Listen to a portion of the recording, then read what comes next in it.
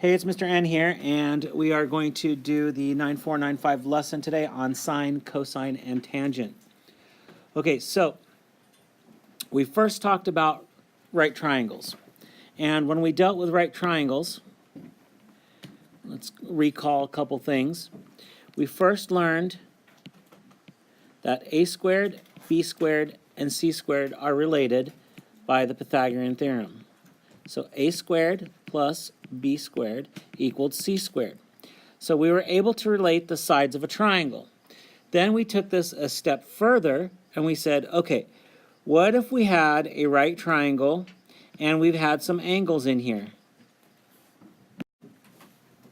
So we had a 45, 45, 90 triangle, and now we started relating the angles to the sides.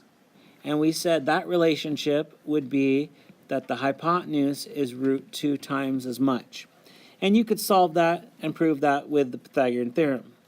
So then we had a second special right triangle.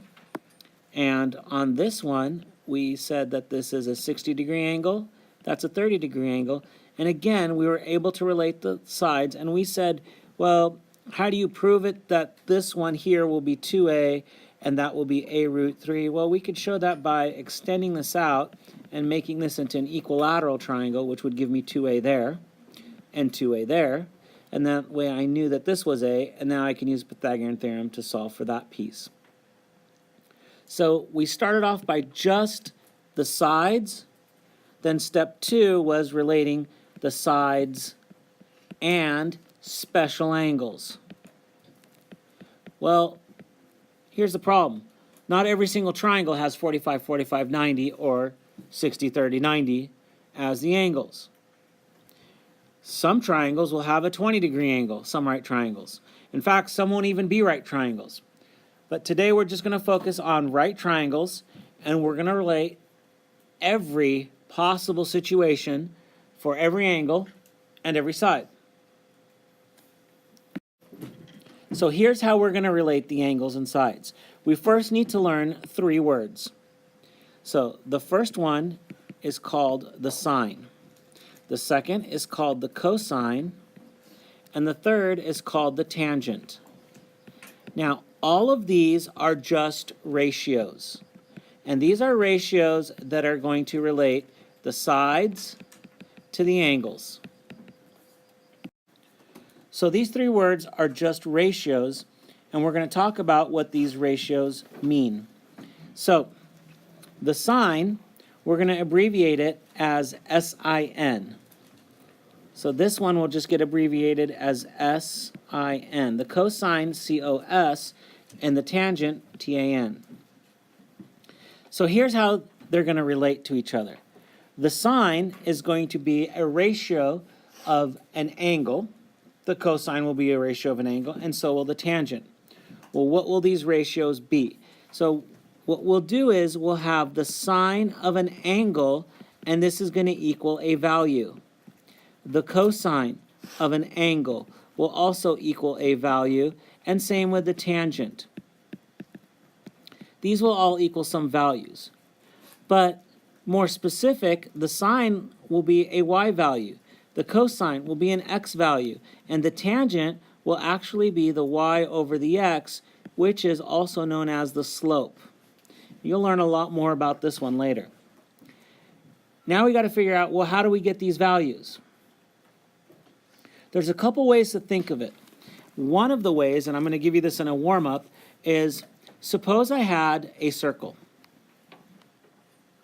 And I divided this circle up. And let's concentrate right here in this first quadrant part of the circle. If I draw an angle in here, I can make a triangle out of this by dropping this side down, and now I'll have an x value here and a y value there. So what we're going to do is we're going to take this situation and we're going to assign a value for this hypotenuse. We're going to assign it 1. I can assign it any value I want. It doesn't really matter. I can make it 20. I can make it 1,000. And the reason is every circle is similar. I'll get the same ratio. I'll get the same proportion because all circles are similar. So why don't I choose the easiest one, and I'll choose 1. So that's what we're going to do. And we can find out what the y value would be over here at this angle. Whatever angle I chose to be, I could find out what the y value is and what the x value is. So basically, at this angle right here, whatever I make this angle, I could have made it a bigger angle or a smaller angle, I can find a corresponding x value and a corresponding y value. In fact, on the warm-up I'm going to have you do, I put this on a really, really fine grid, and you're going to get a good approximation for those values. So every angle will have a ratio that corresponds to it. The sine will be the y, the cosine will be the x, and the tangent will be the y over the x. So one way to remember these is, since we have this angle, the sine will end up being the opposite, which is this y, over the hypotenuse, which is 1. But since it's 1, I'm not going to worry about it too much. But it works like that for every triangle. So whatever triangle I draw, the sine of an angle ends up being the opposite side over the hypotenuse. So in other words, if this is my angle in here, angle A, this is the opposite side, and that's the hypotenuse. In a similar fashion, the cosine of the angle will be the adjacent over the hypotenuse. So again, if I'm looking at a right triangle here and I call this angle A, this is the adjacent side, and that's the hypotenuse. And then the last one here, the tangent of some angle, it's always the sine, cosine, or tangent of an angle equals a ratio. And this ratio is the opposite over the adjacent sides. So if I have this and my angle is in here, we'll call that angle A. That's my opposite, and this is my adjacent. Well, how do you remember all this? Well, there's a bunch of different ways to remember them. You can YouTube a bunch of different videos on how to remember the words and the terminology and all that. But one of the most common ones is this thing, Sohcahtoa, right there. And Sohcahtoa stands for the following. You could draw a line right here and draw a line right there. And the sine will be the opposite over the hypotenuse. This is the sine. And it's not sin, it's sine. Remember, we're just abbreviating each one of them. The cosine will be the adjacent over the hypotenuse, and the tangent will be the opposite over the adjacent. So, Sohcahtoa.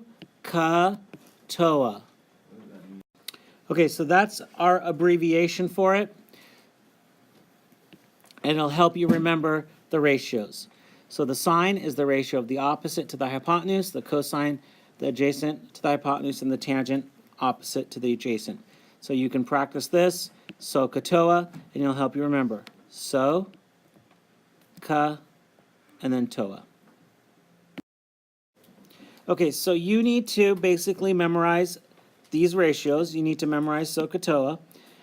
And remember that these are a result of a circle and the ratios that it formed when we drop a triangle down like that.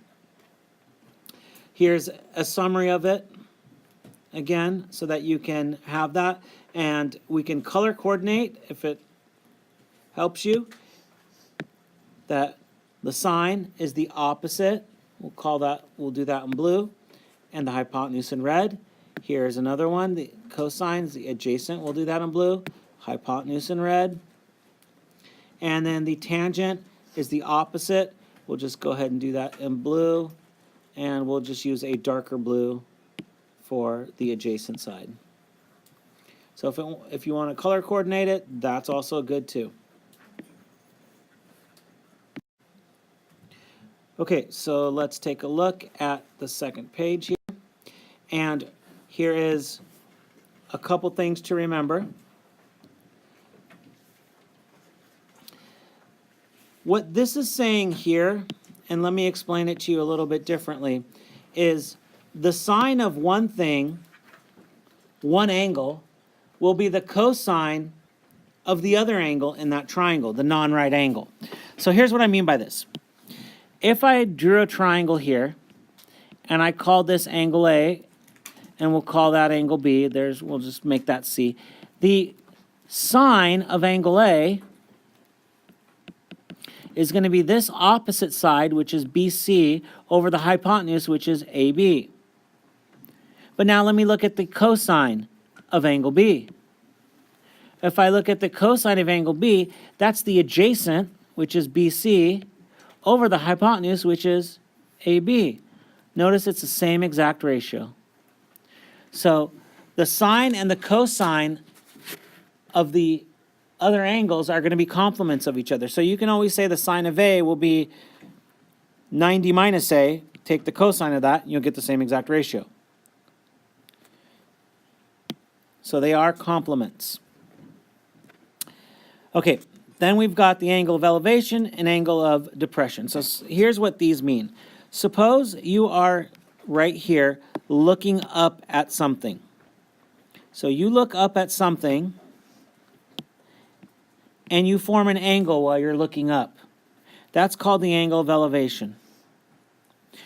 And that object now is looking down at you. And we always measure this from the horizontal. So from the horizontal, looking up, from the horizontal, looking down. That's how we're always going to measure our angles. From the horizontal, we look up. If we're going to look down, it's from the horizontal, we look down this way. What you'll notice, though, even I can draw it like this. You look down. We measure the angle this way. If you're standing here, you look up. We measure the angle that way. So what you'll notice here is these two angles, 1 and 2, are going to be congruent because they're alternate interior angles. So the angle of elevation will equal this angle of depression. Okay, so that's pretty much the basics of the lesson. We're going to go ahead and do some example problems now.